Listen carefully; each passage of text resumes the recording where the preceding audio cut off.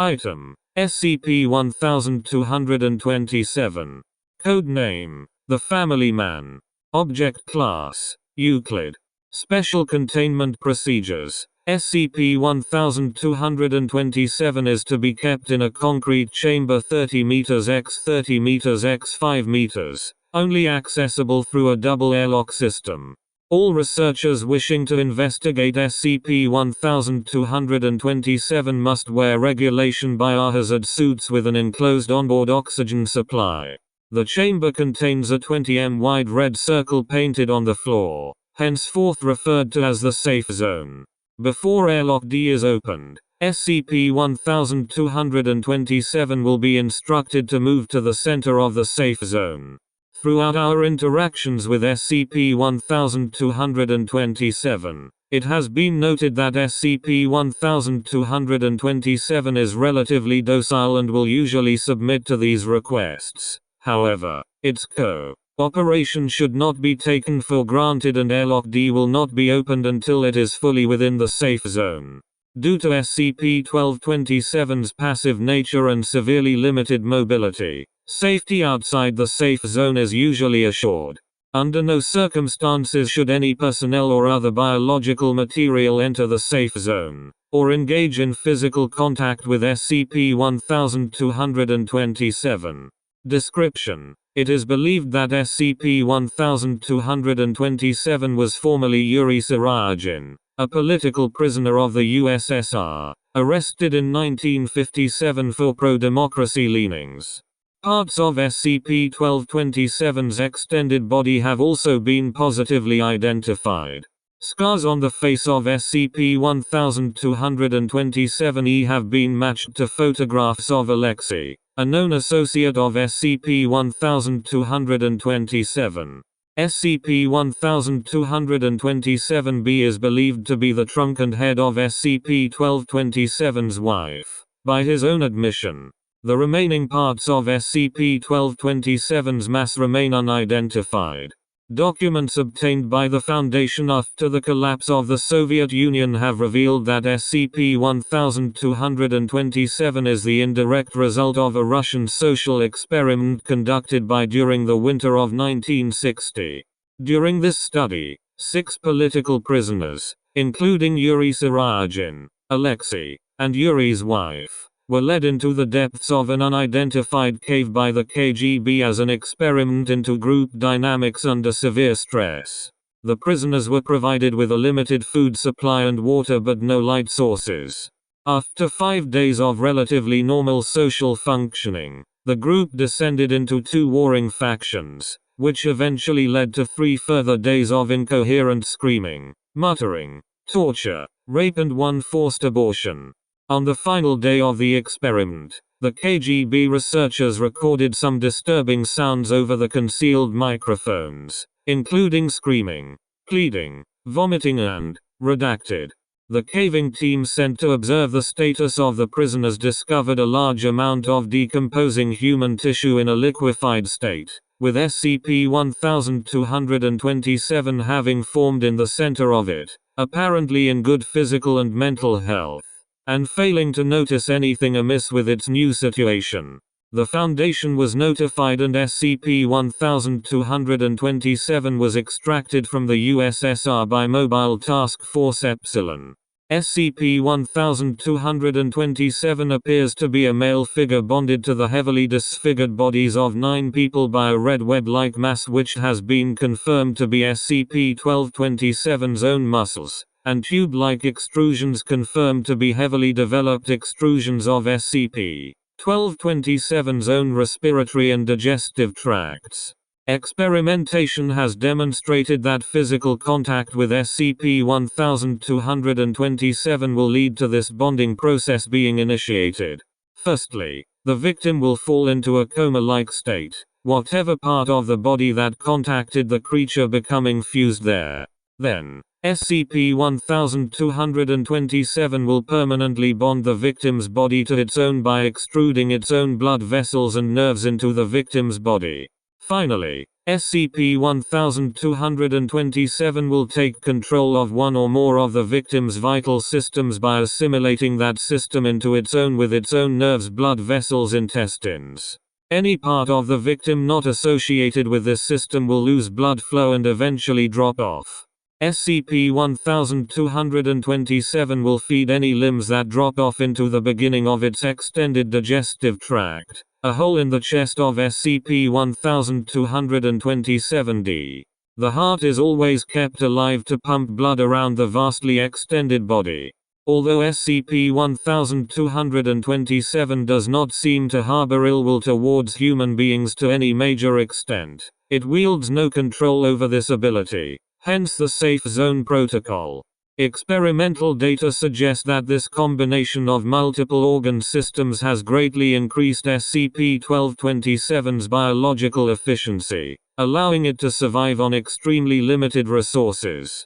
One observed effect is that SCP-1227's urinary tract is now 3 times longer than normal and so efficient that SCP-1227-F is now observed to deposit roughly 60 grams of concentrated urine every 3 years, which analysis has demonstrated to be 99.9% pure urea. SCP-1227-A and SCP-1227-C have had their respiratory tracts connected into SCP-1227's lungs, meaning that he can process air so effectively that SCP-1227 can survive for a duration of up to 6 months in a complete vacuum, at the cost of falling into a hibernation-like state. A full breakdown of SCP-1227's bodily systems follows. Unless stated otherwise, all victims are USSR political prisoners. SCP-1227-A, unidentified male. Connected to SCP-1227 by 1.5 meters of esophagus blood vessels. Legs have been removed. Arms still mobile. Used to propel SCP-1227's mass. SCP-1227-B, unidentified female. Connected to SCP-1227's back by extruded muscle. Only trunk and head remain. All other limbs removed. Her womb has. Data redacted. Pupils will contract in response to high-intensity light sources. SCP-1227-C. Unidentified male. Connected to SCP-1227 by 0.8 meters of esophagus blood vessels. All limbs have been removed. Mouth will occasionally gape widely, for unknown reasons. SCP-1227-D. KGB researcher. Connected to SCP-1227 by 0.5 meters of intestines. Head and limbs have been removed. Serves as beginning of digestive tract. All food is placed directly into the stomach via hole in the chest. SCP-1227-E. Alexei. Connected to SCP-1227 by extruded muscle. Only the head, trunk and legs remain. Used only to help mobilize SCP-1227. SCP-1227-F. Unidentified male. Connected to SCP-1227-G by 2 meters of urinary tract. Only the trunk and right arm remain. Used to process urine and to mobilize SCP-1227. SCP-1227-G. Unidentified male KGB researcher. Connected to SCP-1227 by 3 meters of digestive tract. Only trunk and right leg remain. Serves as the end of the digestive system. SCP-1227-H. Foundation male D-Class personnel D. Connected to SCP-1227 by as well as extended brain stem. Only the head and heart remain. SCP-1227-I. Foundation Test Canine. Connected to SCP-1227 by 5 meters of extruded nervous system. Only head and front legs remain. SCP-1227 claims it is a precaution for self-defense. It will often crawl to the limit of its connection to bark and whine at researchers.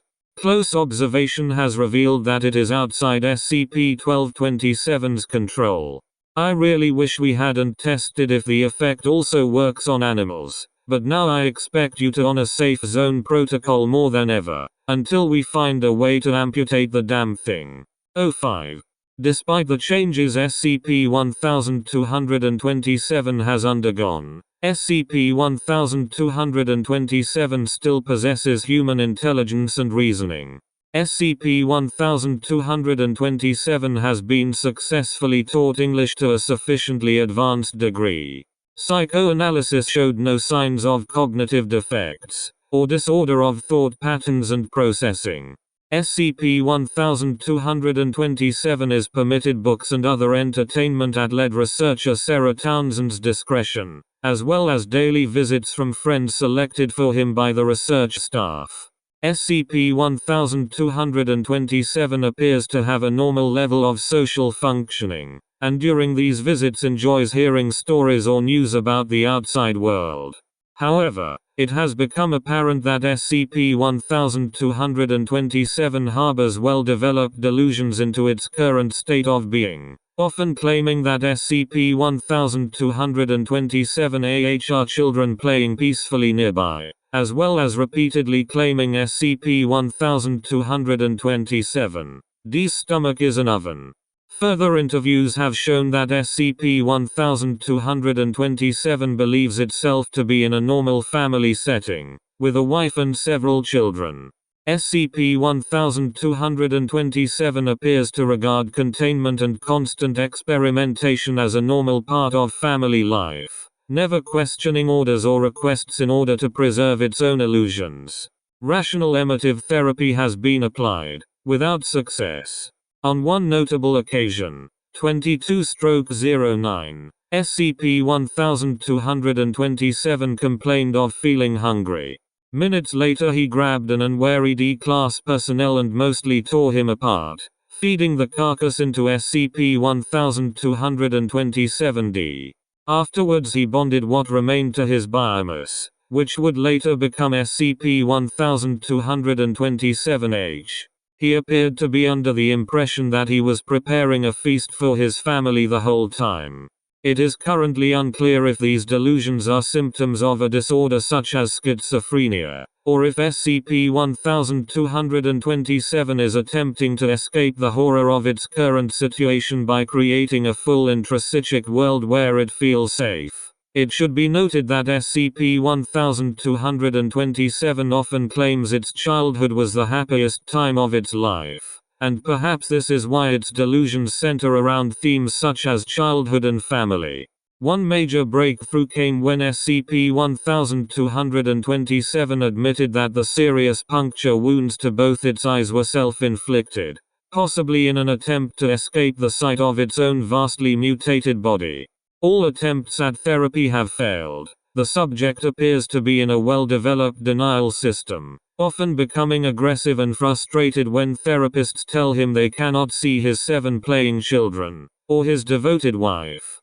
All attempts to get SCP-1227 to elaborate on the events inside the cave, or how he acquired these new abilities, are typically met with sudden staring, drawing its body parts around it, and refusing to speak for 2-4 months.